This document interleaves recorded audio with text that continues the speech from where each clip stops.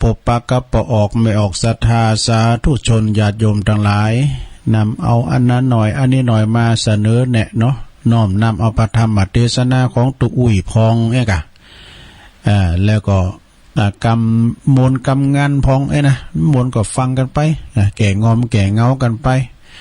ประกาศทำกรรมเนาะพุกนี่เราเด้อวันเสาร์ใครที่อยู่บริเวณละแวกทางวัดหนองจางนี่นะเนาะวัดหนองจางนี่ก็ตำบลกับหนองจางนะอำเภอเมืองจังหวัดลำพูนวันพุกนี้เปิ้นก็จะทำบุญสตมวานปิดศพของครูบาบุญเป่งอาคปัญโยหรือว่าท่านพระครูปัญญาธิมุตเนี่ยอายุ83โยมนะอายุเปิ้นนะพรรษาไปกว่า30ปลายหลวงปู่เปิ้นก็ได้ละสังขารไปตั้งเมื่อวันที่15วันศีลเนาะวันศีลนะแล้ววันพุกนี้จะครบจะครบเปิ้นจะทำบุญสตมวาน เปิ้นจะปิดศพเนอครูบาบุญเป่งนี่ก็เปิ้นสมถะอย่างตุลุงวาน่ะเปิ้นบ่มีกรรมฮ้อนกรรมให้หยังกับไผสืบจัตตาคุณเดียวศรัทธาญาติโยมทั้งหลายเนี่ยแล้วก็เที่ยวคาดปลอดภัยเปิ้นจองคิวเกินนะจะไปสืบชะตาเนี่ยศรัทธาคุณเดียวแล้วก็คุณแก่นี่เปิ้นเตรียมยอมนอนกลางวันนะลากไปแล้วก็อันเนี่ยซ้ออย่ากวาดซ้ายใดอย่าไปเนาะนะจิตอาสาไปเข้ากรรมที่หันที่หนีนะศรัทธาตุลุงเคยไปร่วมงานกับเปิ้นตุลุงเคยไปช่วยงานทางตำบลป่าสร้างกาไปทางตำบลบ้านแป่นกานะเขาโค้งเขากำตูมาตอน3 โมงนะยามหนาวเนี่ยโอ้ยอาบน้ำโซแหละเพิ่มจะโกนหนาวตุลุงนี่ให้มันดียามอาบอาบอยู่แล้วก็อาบน้ำแล้วก็ตกปัดละสะดองมาแปลงผักกบนางเหือตุเจ้าเอาว่าตุลุงเขาก็ลูกเจ้าเหมือนกันเนาะตุลุงไปเย่ยื้อเป็นยังไงตัวมันงอมมันนั้นเปิดมาตางออกกำลังก็แคบซุปเนี่ยลงเด้อแคบซุปแล้วก็กุ๊บใส่กุ๊บนี่คือหมกอุ่นนะแคบซุปกุ๊บใส่มือถือไม่นะโนมือถือก็ไม่ใช่โทรทัศน์ก็ดึงพอว่าโอ้เป็นคุ้นเก่าได้นะดึงมาเปิดไฟหลอดเดียวก็ตุลงก็วัดมันมืดหมดไปมืดเยอะก็ไฟฟ้ากิ่งนี่มันส่องเข้ามาภายในวัดไปนี่แล้ววัดนั้นเป็นศักดิ์สิทธิ์เนอเพิ่นอยู่คนเดียวนะครูบาอยู่คนเดียวอยู่ตนเดียวมีหยังละอ่อนไว้รุ่นไว้ช้างเพิ่นก็มาเพ่นผ่านนะเพิ่นสอบสมถะอันนี้ก็วันพุกนะสอบศรัทธาเด้อพระอยู่ละแวกไก่เคียงแต่ว่าเป็นอันเตว่าศิษย์โยมทั้งหลายก็ดีเนอที่เฮาเคยไปปึงบารมีปึงบุญเปิ้นไปสืบพระราชจัตตาอยู่มนกินหวานเฮาไปสืบชะตาเฮาก็ดีขึ้นมากินข้าวลามกินน้ำลุงไม้น่ะพระจะไปเปิดห้องตาลก็ดีพระจะไปทำบุญหรือว่าจะไปหับสังหรือว่าจะไปทำบุญกับหลวงตาหลวงปู่บุญเพ็งก็เชิญเนาะอันนี้ก็สงขอเปิ้นในฐานะที่ว่าตุลุงก็เป็นลูกศิษย์ลูกหาเปิ้นนี่เด้อเนาะเคยร่วมงานเข้าโกงเข้ากรรมด้วยกันมานะเอากรรมนี้ก็มาว่ากันแถมนะมาว่ากันแถมศรัทธาญาติโยมทั้งหลายก่อนหนังสืออยู่ในพระคุณคว้าเราตัวเองน่ะเข้าตำรับตำลานะเอาหันหน่อยเอานิดหน่อยก็ประคับประคองเวลากันไปส่วนใหญ่ก็พี่น้องศรัทธาเนี่ยนะช่วยกันจัดเอี้ยกันนะก็เดี๋ยวจะมีพระจ้อยพระซ้อไว้ไปหูเนาะจ้อยซ้อวันเกิดก้าจ้อยซ้อเนี่ยซ้อนวันดีเดือนจีปีใหม่วันดีวันเดือนเสียเนาะ คุณเฮานี่จะต้องมีน้ำจิตน้ำใจให้กันนะมีน้ำจิตน้ำใจน้ำอื่นน้ำหยังน้ำคลองน้ำบึงน้ำวังหยังก็ยังเป็นรองน้ำจิตน้ำใจถ้าเฮามีน้ำใจอยู่ด้วยกันนี่นะมีความโผดพายมีความอินดูคุณนามีความอุดหนุนจุนเจือเอื้อเฟื้อเผื่อแผ่กันอาทรกันสังคมเฮาจะมีความสุข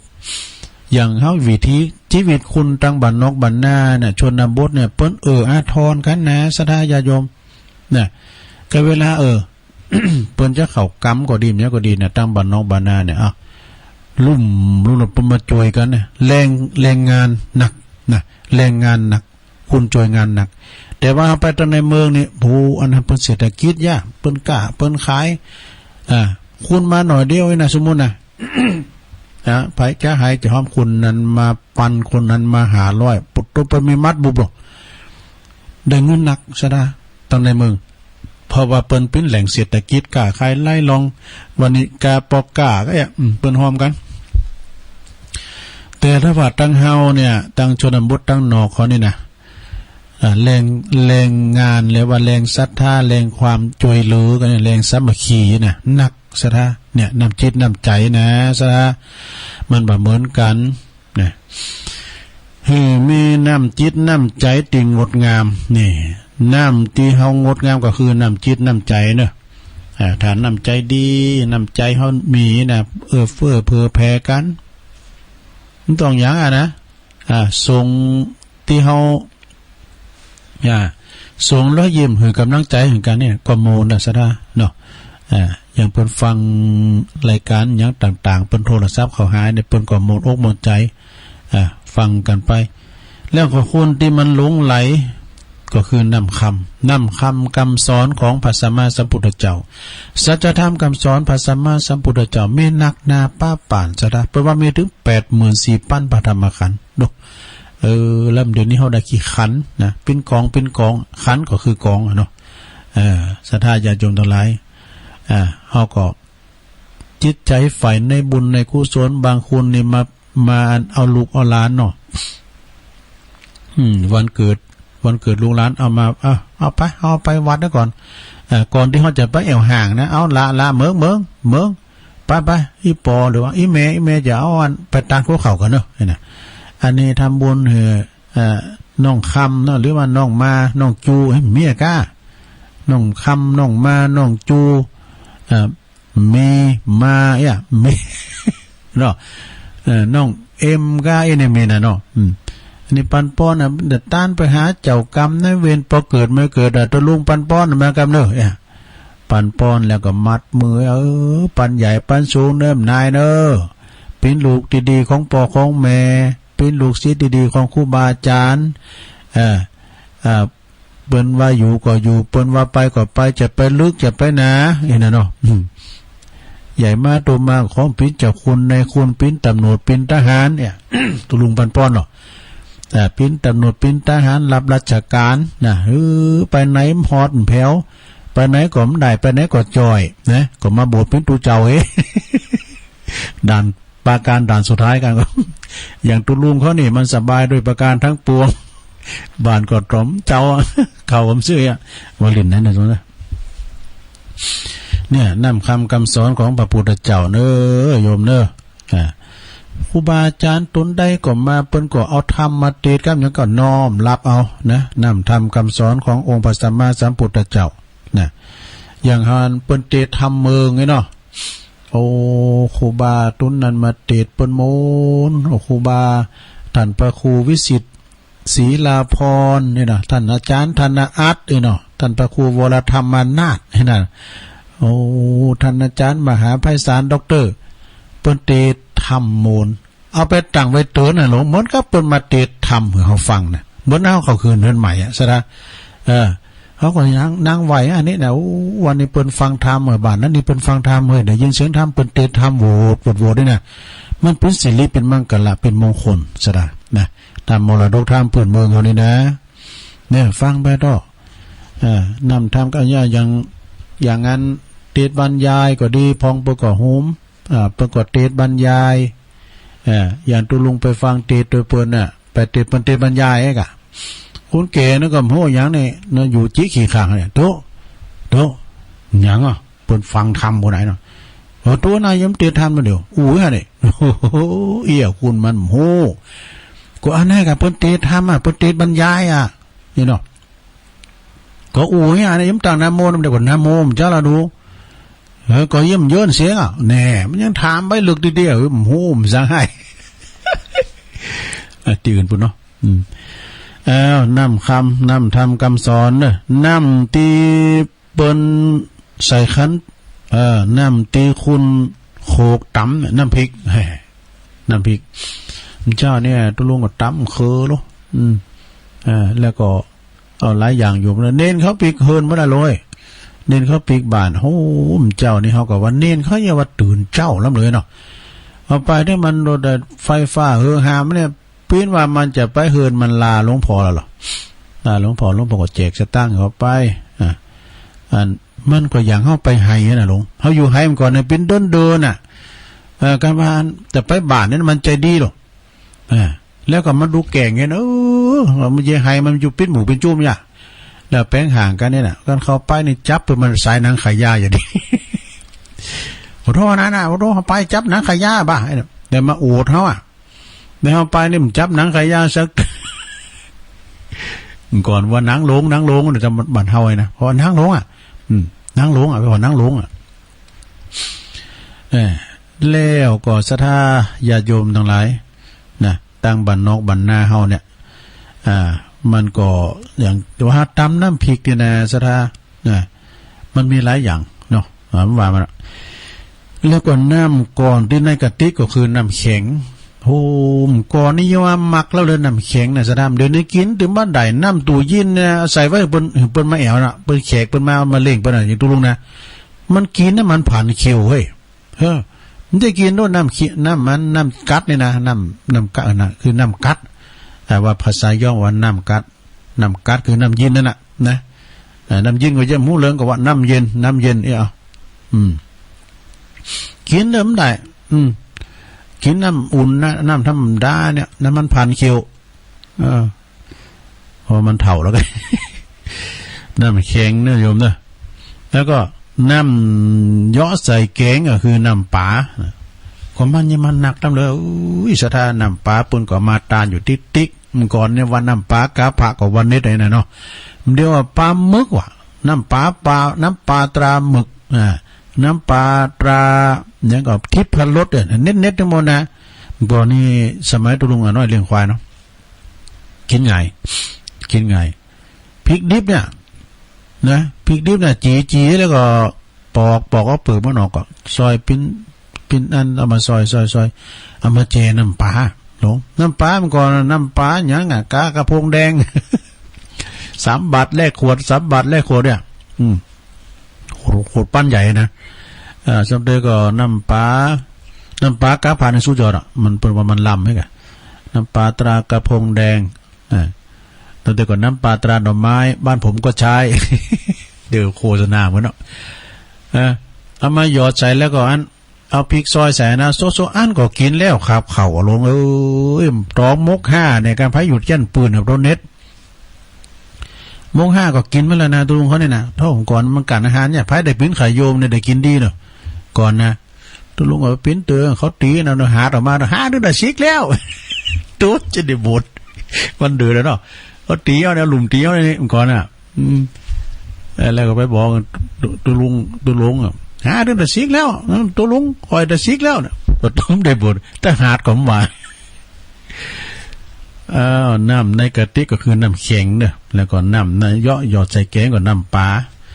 ก่อนเนี่ยมันจะมีน้ำปลาก็เอาเกลือนะนี่น้ำสาดาเนาะเอาเกลือนะเนาะ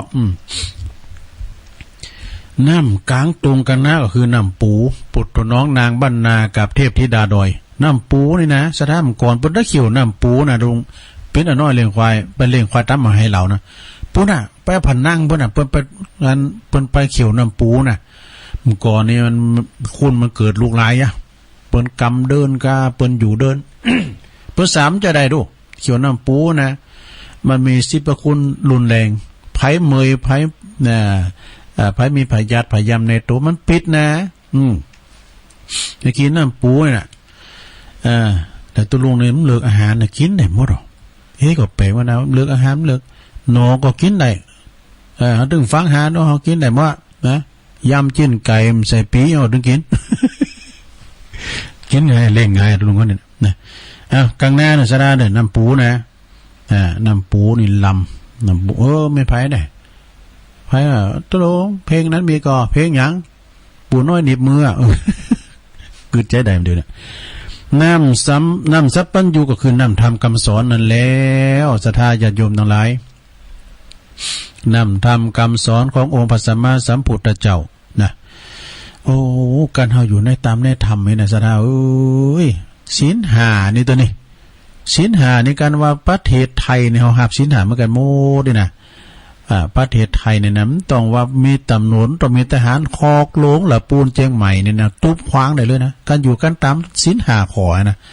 มีภัยฆ่าสัตว์ตัดชีวิตมีภัยบุพหูตีตากันมีภัยหลักภัยจกมีภัยจูบีเสียของมีภัยกินเหล้าเมายากันเนาะมีกันว่า5ข้อเลยนะเนาะมังกร5ข้อบุกเอาเนอะลงเนอะบุกได้แต่ปันนะพระแต่เอาก็ไม่ต้องซื้อตุลุงแต่ปันถึงได้นะมังกร5ข้อบุกกับวันเสาร์เนาะเนี่ยศีลห้าเนี่ยนะสถานเดี๋ยวนี้มันขาฟันบันเต้งกับพ่อคุณเขาขาศีลลูกขาศีลห้าเนี่ยบ้านเฮายังดีนะบ้านพุทธเมืองพุทธไปพอเมืองนอกกับเดี๋ยวก็อิรักยิงคูเวตเฮามาฟังพอข่าวต่างประเทศตุลุงเคยว่าน่ะยังก็ลืมไปแล้วก็เดี๋ยวก็อิรักยิงคูเวตเดี๋ยวก็ฝรั่งเศสเดินขบวนเดี๋ยวก็ยวนบุกพม่าอเมริกาตั้งฐานทัพอาหรับซื้อเครื่องบินฟิลิปปินส์เดือดร้อนเรบานอนจี้ตัวประกันเยอรมันชุลมุนญี่ปุ่นรุนแรงจีนแดงแบ่งเขตทิเบตต่อต้านเนปาลสูญเสียอินเดียกู้หนี้เกาหลีตึงเครียดโซเวียตยิ่งใหญ่ไทยแลนด์พัฒนาลูกเดียวขึ้นลืมกันเว้ยผมได้เอามูลนาบุตรเนี่ยพัฒนาลูกเดียวประเทศไทยนะเปลี่ยนสนามรบเป็นสนามการค้าเปลี่ยนสนามม้าเป็นสนามมวยเป็นหวยร็อกเป็นหวยปิงปองเอาฟันมันถูกกับไอ้นั่นมันเอาปิงปองตักเอาเลย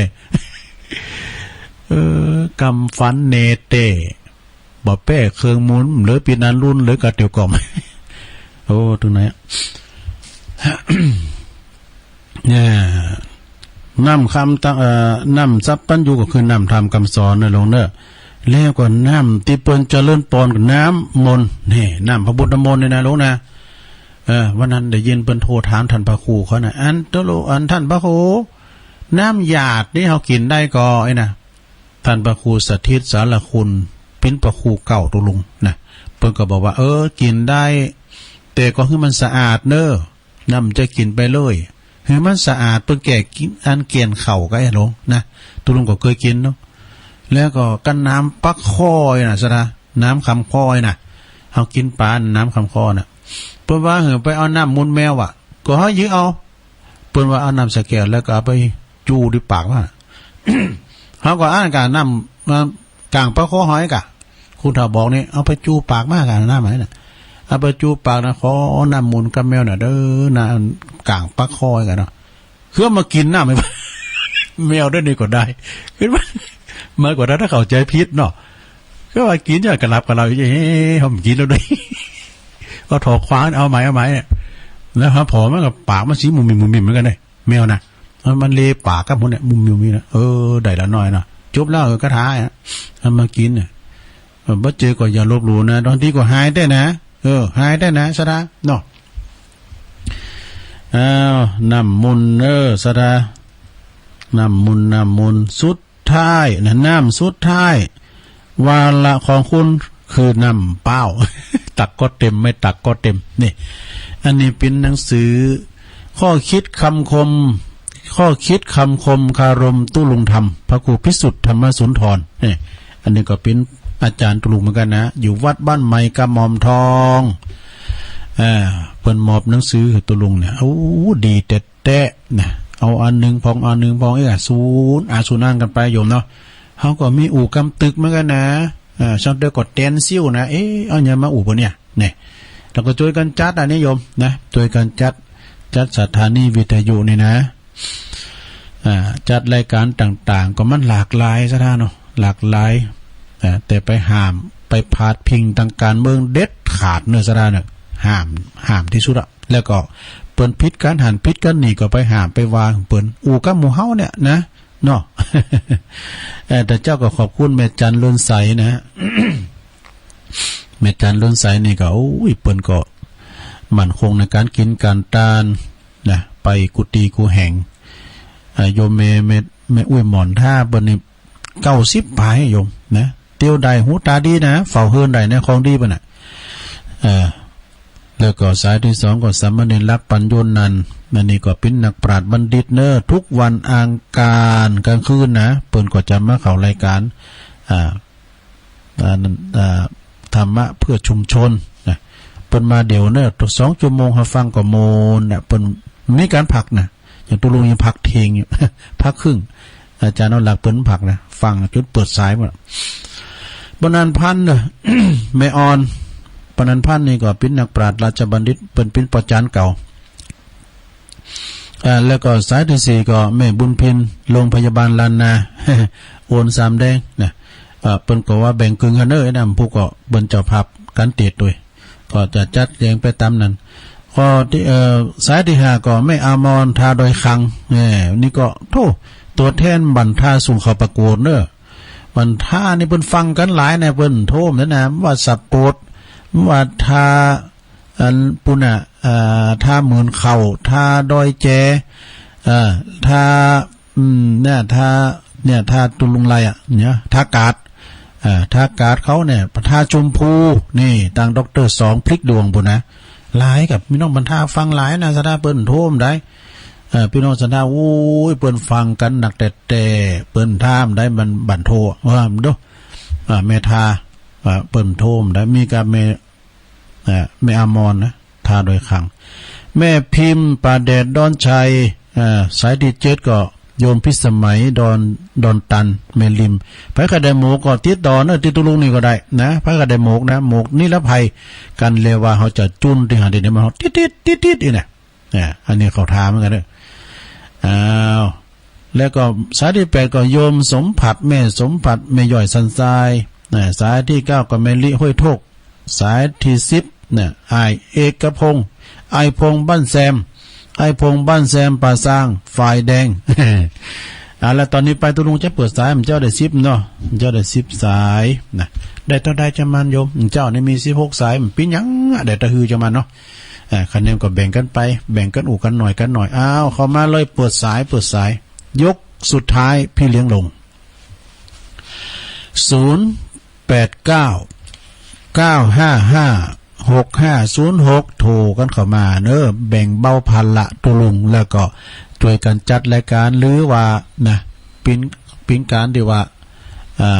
เปลี่ยนกันอู่เนาะกำตุลุงตึกเจริญปอนนมัสการเจ้าแม่นแต่หันยายพรมาแล้วยายพรมีหยังส่งเข้าประกวดวะเนี่ยส่งเข้าประกวดร้องวัวแดงเป็นหยังก็ไปหายเหรอมีหยังเนี่ยฮะแพ้เมตตา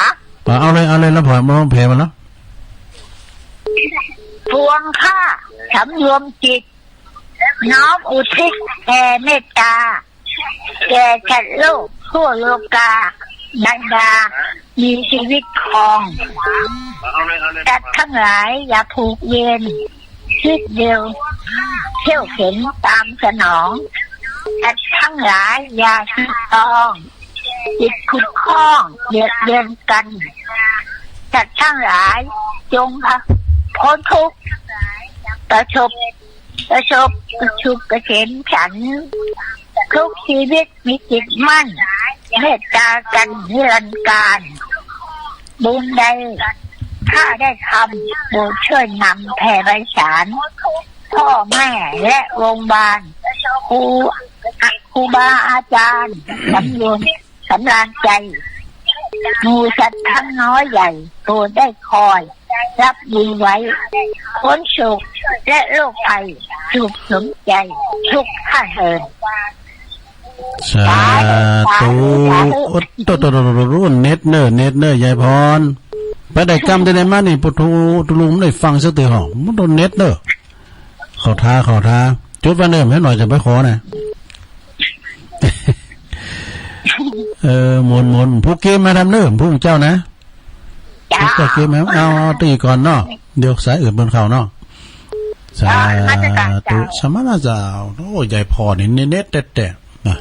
เดี๋ยวเข้ามาใหม่เจริญปอนใช่ไหม ติดแล้ว เขายังไปหลอดไปเลยตั้งเจ้าว่าให้เดียวนี่ก็ติดเดียวนี่ ไม่ยินนะไม่ยินนะไม่ยินเป็นตาอุ่นโอ้ไม่ยินตัวแทนเป็นน้องร้องคือกวาวมาแล้วหายหน้าหายตานี่ไม่ยินอ่ะเอานี่แต่มันเจ้าก็เอาถึงวันเดี๋ยวเอาถึงวันนึงติดแล้วเป็นตาอุ่นตัวแทนร้องคือกวาวฟังเจ้าละกะดีกะจะโคตรที่เตียงเดียวนี่วะดีแล้วเยอะมันคิดแต่แค่โทรศัพท์เขามันมืดเปินเลยแค่ติดกามเดี๋ยวนี้ติดแล้วชัดเจนนะไม่เย็นอู่มานี่ติดจะดิฟังจังวันมันถึงติดจังวันไม่รู้เขาก็ฟังกะฟังเดียวเขาว่าการออกประกาศอันยอดจอยมันยังอยู่ฟังเองอย่าฟังเนี่ยถ้าผมติดได้กันเนาะฟังติ๊กโอ้ยินดีมายินหลายๆเด้อผู้กมาอยู่ผู้เจ้าอมก้ามเนี่ยผู้มาอยู่แม่เย็นเป็นตาอุ่นตัวแทนเป็นน้องร้องคือกวาวเจริญต้นกากไว้สาตัวลุงครับผมต้องได้จะปออกท่านอาจารย์นะน้องเบลครับน้องเบลก็ว่าอาจารย์สมเพชรว่ะผมเป็นดารานะท่านลุงวันนี้ฟังท่านลุงแต่เจ้าวันเด้อเด็กอะแต่ว่าไม่ได้โทรไปไหนหลวงพ่อดีกามันดีกาที่มาเฮ้ยวันนึงล้ำไหนมันหยามนะนั่นดีกานะคนล้ำยายเป็นกูล349กับว่าดีกาเป็นกำลังใจครับผมขอบคุณเน้อน้องเบลเน้ออันอย่างคุณเฒ่านะว่ากำได้ก็มาเด้อน่ะเปิดเอาควายเห็นตัวเอาควางให้มันดีอันมาน่ะเอากำมาเด้อเจริญปนมาชงค่ะตะลุงแม่คำมาแล้วพี่น้องไตแม่คำฟังแม่สงค่ะอันอยู่ปังป้อยอ่ะอยู่อันอยู่พักหินหลวงใช่พระเจ้าใหญ่พระเจ้าใหญ่ได้กันพระเจ้าใหญ่หลวงพ่อน่ะเจ้าอันแม่คำมันได้ยินแล้วก็แต่มึงฟังอ่ะได้ยินตะกี้ดับประจันเมื่อน่ะตุลุงนั่นกันเป็นโทรมาลังไม่ดับไปแล้วตุลุงเดี๋ยวนี้ดีแล้วเนาะเมื่อน่ะดีกันโอ้ไม่คำโทรขอบคุณนะไม่คำเนอะสมัยสุขาโทรเจ้าแม่คำนี่เป็นตัวแทนเป็นน้องไตเนอะเป็นน้องไตแม่อ้ำแม่จ้ำเขาเนี่ยโตตังปังป้อยนี่ก่อนเน้นนะอาจารย์เปิดจะเอาตุปีเป็นใต้อ่ะเอามาออกรายการตัวเจริญปนเจ้าไหวจ้าเจ้าตุลุงทำได้จ้ะประตูเจ้าปัดตึ้งแม่ปัดตึ้งเนาะให้ไหนตาเป็นมันก็เริ่มแม่ปัดตึ้งมันรอดับโหมันตั้งทักเดินนี่ดีกันปัดตึ้งบางทีไปทำตู้จกแกงนเนาะท่มก่อนนี่กินไปแพ้ปุ่นก่อนดูไปแพ้แม่เนี่ยแม่ทามาก่อนไม่เห็นเติงอ่ะทำนี่ก็เติมมีการมีงานไปแล้วมันเป็นแฟนทำแล้วหมอแล้วนี่มันอันจกกันโมนเนี่ยฟังตลอดเนี่ยเมื่อ3 โมงฟังอ่ะจ้ะ3 โมงก็ฟังแต่ว่าไม่ได้โมปัดตึ้งวันมาก่อนตั้นเรา25แล้วขายจ้ะมันตั้งตู้นึงลงมันนี่จ้ะลงมันนี่เนี่ยเต้นมาแต่เดียวมันนี่จ้ะก็เพิ่นก็จะไปแล้วเพิ่นไปกูเดียวก็ตุลุนึงกับเพิ่นเสียวไม่ใช่สมาร์ทเพิ่นเสียวจ่ายกะเพิ่นอยู่วัดมันเก่งนะครับเดี๋ยวนี้ลุงทอนย้ำอมลูกกันลุงทอนมันหลังจะไปรับจ้างใส่น้ำใยเขานี่เปิ้นให้อย่างงบลูกกันง่ามันเนาะแม่ปัดตึงบันทีเนาะแม่เนาะแล้วก็กระดงก็จะปัดตึงนี่บันทีเนาะบันทีกันเนาะเจ้าอาจารย์เนาะฟังไปตลอดเนิ่มพูกมาอย่างนั้นแม่เนาะเจ้าสาธุไปจ้าดีใจพี่น้องยองเขาก็โทรมาไม่ยินก็โทรมาแล้วเนอะไม่ยินนะตัวแทนหลองเคยกวาวตัวแทนดังบานควางเนาะแม่ไพ่เจริญปนกลับไปสาธุลุงเจ้าอันนี้โยมพรเนี่ยอยู่ป่าเสาละปูนอุโมงค์เนาะ โอ้นี่เปิ้น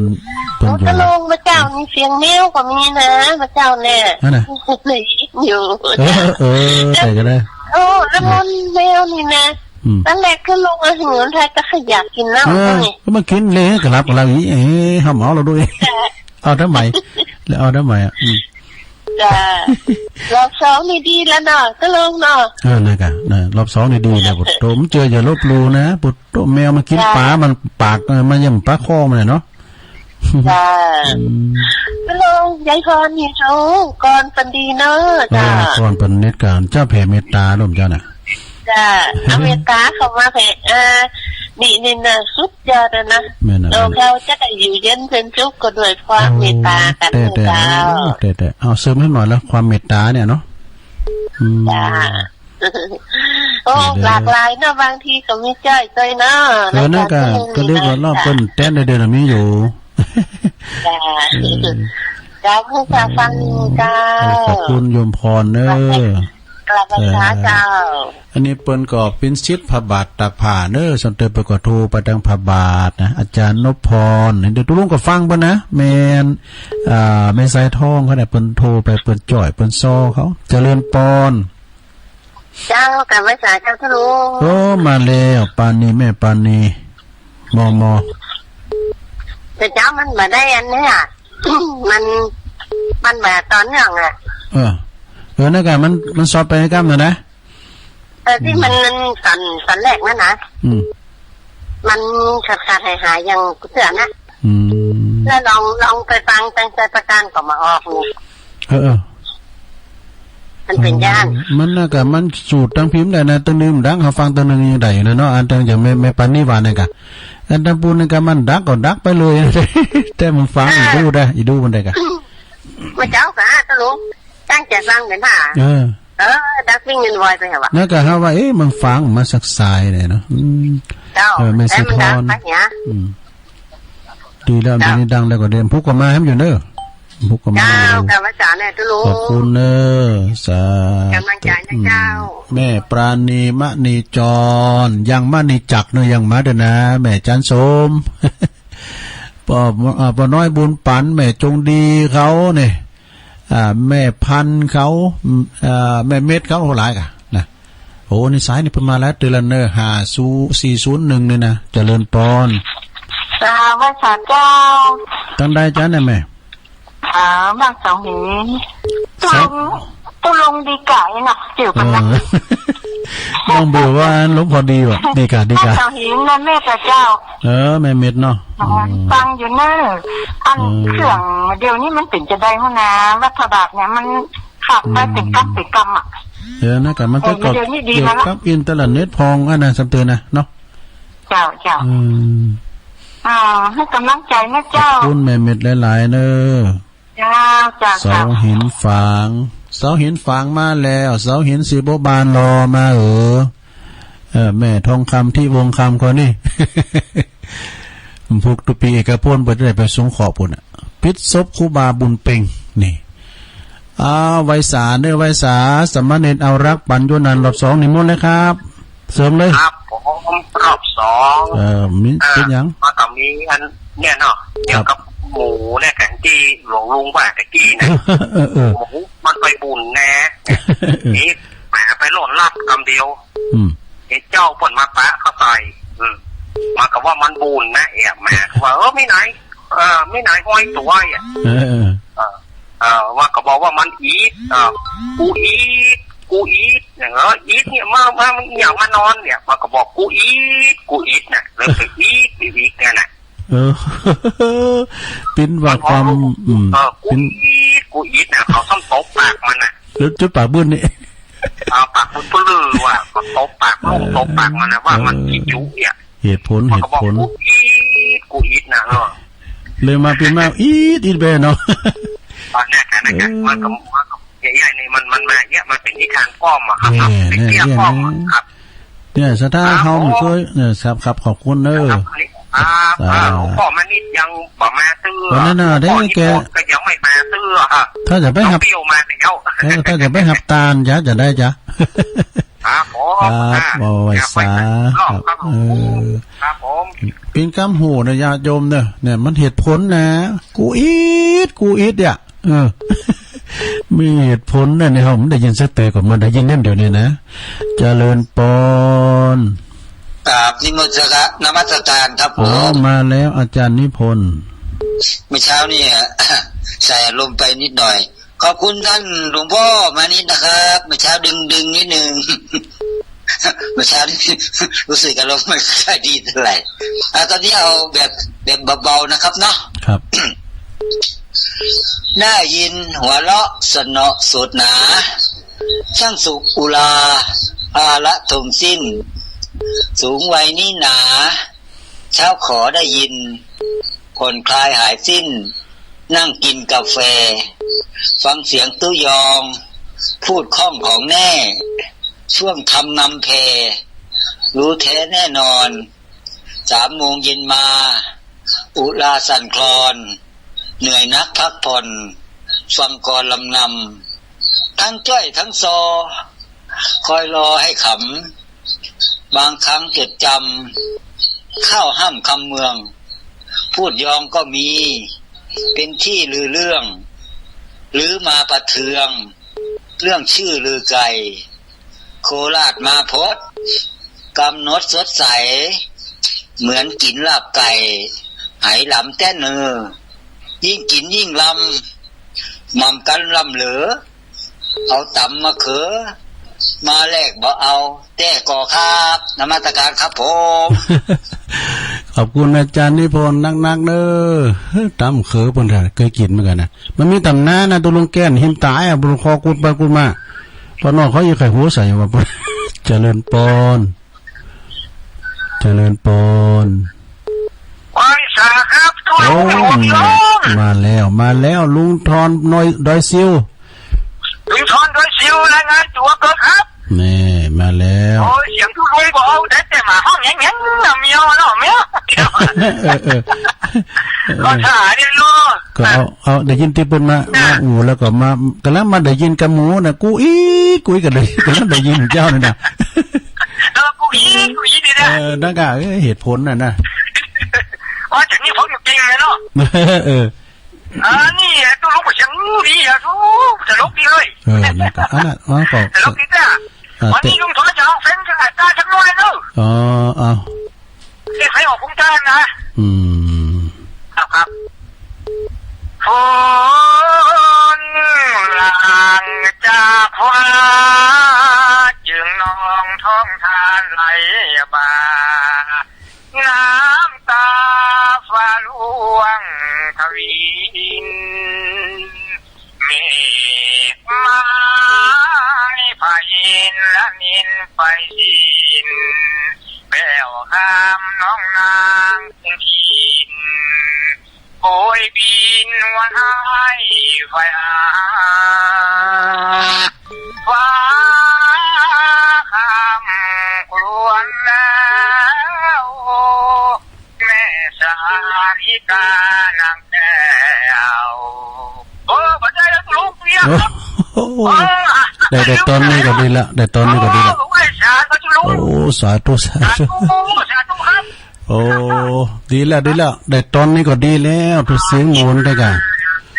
ลุงทอนดอยซิวห้องเพลงก้านแก้วสุพรรณเจริญปอนกราบนมัสการทุลุงยองโอ้หลวงพ่อมานิดมาแล้วกราบนมัสการท่านอาจารย์นิพนธ์กราบนมัสการสามเณรนักเตะเสียงทองกับตัวนึงเนาะลืมต้อนรับเนอะวันที่26นะท่านเจ้าท่านประธานท่านขอถอนคำพูดเนาะที่อู้เจ้าจะไปอู้ออกอาการนะพี่นะถอนคำพูดเนาะตอนคำอู้มันเป็นอย่างต่อไปนี่ฟองดองหักกันมันฟี่ดีกันมันน้องเมื่อสุโรงยองเป็นประธานสภาของทุกเจ้า3-4 ตนสุโรงครับผมฟังอาจารย์นี่คนนี่นะเป็นว่าจำว่าคือท่านก็เขียนได้เนาะโลวันนี้มาครบชุดตึงปอดทอนตึงแม่ยายพรเนาะ มาทุกคนลายฟางก็มาเนาะดอยสะเก็ดก็มาหมดลุ้นลูกหน้าเวลาเกือบเสี่ยงกรรมเทศกรรมธรรมที่ลุงยองโค่นควานี่เป็นคำสอนของพระพุทธเจ้าทั้งนั้นเนอสถานญาติโยมสามเณรนักก็จัดเน็ตเอ็ดคำเมืองบรรยายก็ได้นิทานหมูอิดก็ได้หมดอ่ะ ก็แล้วมันได้ยินเจอเดียวนี่ถ้าคนได้มีกรรมได้เกิดเป็นหมูนี่นะลุงมันต่ออายุสั้นละ4 เดือนก็ตายนะแต่ว่าเนาะประเดี๋ยวนี้ผมเลี้ยงพุ่นตะล่างแล้วเราก็ไปเลี้ยงในฟาร์มเนาะเดี๋ยวม้วนก็ได้จะพูดตื่นในนี้เขาว่านะเขาผมเลี้ยงทั้งเตือแต่ลุงเนาะจะตามกรรมตามแว่นคนเขาบอกกันบางคนอายุ10 ปลาย20 ปลายตายบางคนก็100 ปลายมันตายก็ไม่นะลุงเนาะครับแม่นะเรียกแต่กรรมแต่เว้นแต่บุญที่จะสร้างศรัทธาทั้งหลายก็สร้างบุญสูญตานไปด้วยกันวันที่26ไปยกพระธาตุเจ้าชเวดากองจำลองวัดดอนจันทร์เนาะไปปูเจ้าพงผ่าแพไปปิดทองชัดนี่ก็ยอดชัดนั่นแหละชัดยอดชัดนั่นแหละเนาะเขาบอกว่ายอดชัดเนี่ยไปจะติดคำปิ้วไปจะมัดผูกโบผ้าสีเนาะเป็นสิริมงคลไปจะหับโครงการออกไปกินไปจานด้วยกันเดี๋ยวนี้ไปสำรวจรถมาแล้วเดี๋ยวนี้รถก็มาหับหมู่ตีกันจะไปตัวนี้นั่นน่ะ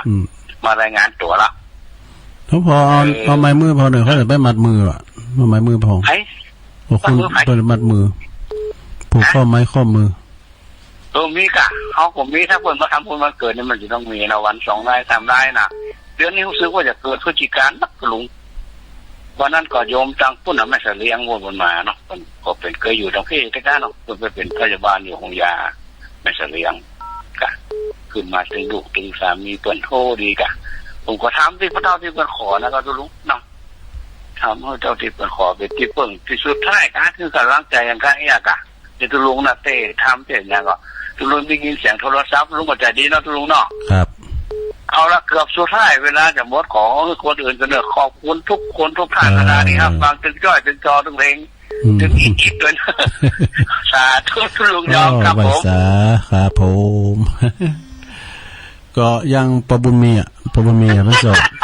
มาแล้วหลังการแม่สาวใครหัวมาก่อนเลยนะอารมณ์ดีตลอด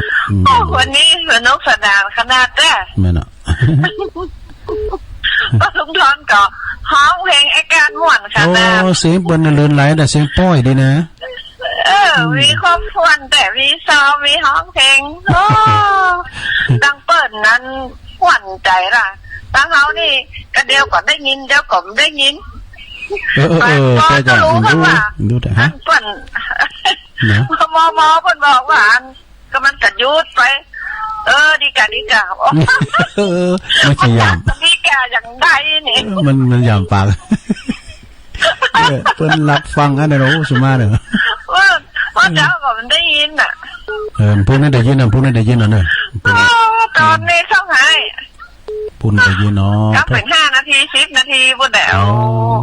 อาจจะได้ฟังแล้วจะเขาจะกดไปว่าใดก็กระท่าลุก3 เทื่ออารมณ์ดีเต้อารมณ์ดีเต้กำลังใจนะเจ้านมัสการเจ้าฟังประกวดดีเจ้าแม่จันสมมานีจักนี่หลังการแม่สาวเป็นอสม71แล้วเนี่ยเสียงหนุ่มอยู่นะเจริญปอนตู้ลุงเป็นนั้นปึ้งมาแล้วโอ้บอกเขาคำท้าตู้ลุงมาดีเจเนอร์เสียอีนั้นปึ้งไปโง่อีแม่ไม่กล้านั่นหมอวันนี้จะลุกจะหนานนะตู้ลุงกะมันอย่างนี้เป็นหนุ่มหัวดีเนาะแต่พองถึงพองง่ายเนาะตัวอีกกันน้อยนี่น้อยม่วนดีเฮ้ยโอ้ก่อนมีส่วนลมจัดด้วยกันนั่นเป็นบรรยากาศหรอโอ้ดูฮอดนี่ตัวแดงมันจะเสียงดีเฮ้ยนักแกนี่เสียงดีแต่นักร้องเก่านะเอาเสียงคนดีเจียวอยู่เนี่ยเหมือนกับแม่สายพินอ่ะแม่สายพินกับเสียงดีใช่ค่ะโอ้เสียงคนม่วนโอ้ฟังตุลุงเอาอันนั้นมาใส่แล้วพวกตุลุงแม่เหรอเนี่ยพวกเจ้ามากันเต็มแรงมีในวันเสาร์วันอาทิตย์นะมาแรงมีครับมีตอนเจ้าเจ้ามาแต่ได้ฟังมาแรงประสบการณ์นะที่แม่ไปกาดเนาะไปยังฟังย้อนหลังก็ได้ไอ้ฟังย้อนหลังก่อนเอาสนุกสนานพ่อ อย่างม่วนดีเฮ้ยใครเคสในรายการตุลุงเนี่ยเราโทรมาเจ้าเนี่ยให้หมูฟังจังหน่อยนี่เอาปลาควายไปได้เวลาเกี่ยงละแต่ก็บิยัง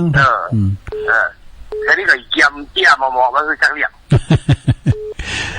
เต็มมันก็แวบเข้ามาในสมองซึ่งมันก็เต้นมันก็นะมันก็เหนื่อยมันก็ตุลุงเจ้าวันลำดับหมา32ตัวบอกเธอน่าจะมาเต้ไปเรื่องบันท่าไม่บอกทุกขณะยินหมา32ตัวได้แต่เน้นหลักเหนือนะเปิดเตรียมสูตรแล้วเนอะนะมัดหมาก็เนี่ยลำดับหมาก็มีหันพร้อมตุลุงในลืมหมดวันนี้ฟังนั่งเนี่ยจ่าได้ฟังไปตัวโอ้ใจขืนเลยใจขืนได้โทรมาเนี่ยเนาะเลยอดมาได้ขึ้นมีแม่ละอ่อนตีขึ้นนี่ปิ้นยังแหละ